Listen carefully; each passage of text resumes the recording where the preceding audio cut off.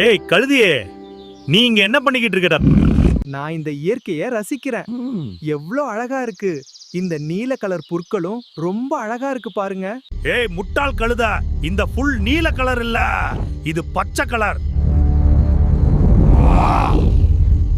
இல்ல, இந்த புல்லு நீல கலர் தான். வா, நம்ம சிங்கராஜா கிட்டே போய் நியாயம் கேட்கலாம்.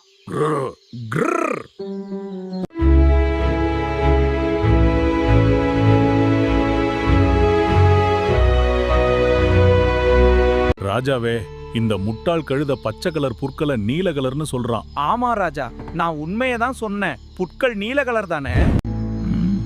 ஆமா, இந்த கழுத சொல்ற மாதிரி புல்லு நீல கலர் தான்.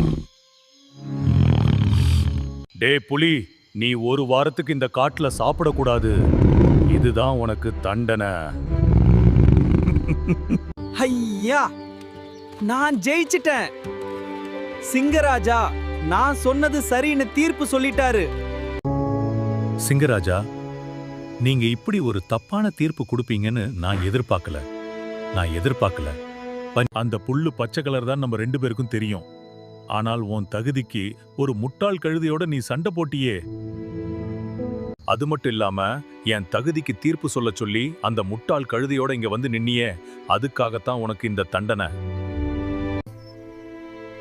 இனிமேலாவது உன் தகுதிக்கு தகுந்த மாதிரி நடந்துக்க.